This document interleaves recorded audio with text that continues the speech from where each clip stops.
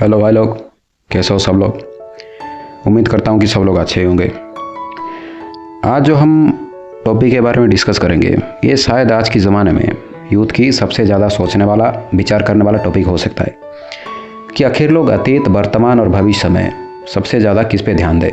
इसको लेकर लोग ज़्यादातर 3 भागों में बटे होते। एक पक्ष ये कहता है कि अतीत और वर्तमान हमारे लिए ज़रूरी है, दूसरी पक्ष ये कहता है कि वर्तमान और भविष्य हमारे लिए ज़रूरी है, और जो तीसरी पक्ष होता है उनका मानना यह है कि अतीत बीत गया और भविष्य को हमने देखे नहीं, लेकिन वर्तमान हमारे पास है, हमारे सामने है, तो हमें इसके ऊपर ध्यान देना चाहिए। मैं मेरी कुछ नज़रिया, मेरी कुछ बातें इस टॉपिक के ऊपर बताना चाहता हूँ। हो सकता है कि ये आपको गलत लगे, लेकिन मैं इसलिए बताना चाहता हूँ क्योंकि सब अपनी अपनी पॉइंट ऑफ व्यू रख रहे हैं, तो मुझे लगा कि मुझे भी रखना चाहिए, इसीलिए मैं रख रहा हूँ। ओके, चलो।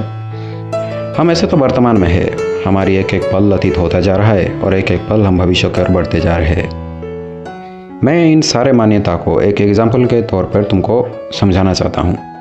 जरा पल भर के लिए याद करो, हम बचपन में कितने बार साइकिल से गिरे, कितने बार धारदार हथियार से हमारा शरीर कटा है, कितने बार जलती हुई आग में हमारी शरीर जला है।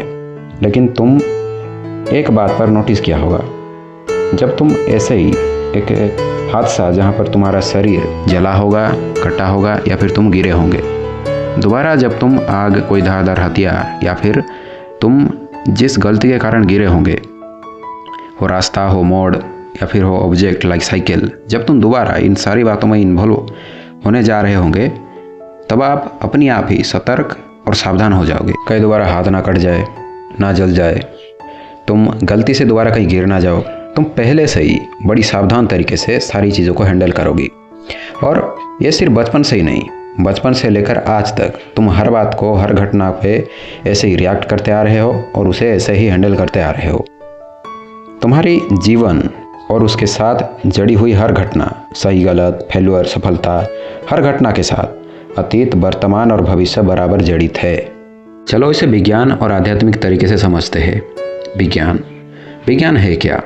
विज्ञान है ही इसीलिए ताकि चलती आ रही घटना, मान्यता, विचार को देखना, खोजना, उसके अंदर की सच्चाई, उसे समाज के सामने रखना और मिली हुई सत्यता और सच्चाई के साथ एक संपन्न भविष्य को तैयार करना। फॉर एग्जाम्पल, एक मान्यता है पेड़ पूजा। इस मान्यता की सच ये है कि पेड़ हमें ऑक्सीजन देता है और बगैर ऑक्सीजन के हम जिंदा नहीं रह सकते। अगर पेड़ है तो इंसान है, अगर पेड़ की अस्तित्व मिटा तो इंसान की अस्तित्व मिट जाएगा। इसीलिए हम पेड़ को पूजते हैं। पेड़ ना कटना चाहिए, ये पाप है, एक्सेट्रा। यहाँ पर विज्ञान ने पेड़ और इंसान के जीवन के संबंध को खोजा और भविष्य बगैर पेड़ के कैसा होगा वो दिखाया। आध्यात्मिकता, बाय बर्थ मैं हिंदू हूँ, तो मैं अपना माइथोलॉजी को बताऊंगा। महाभारत।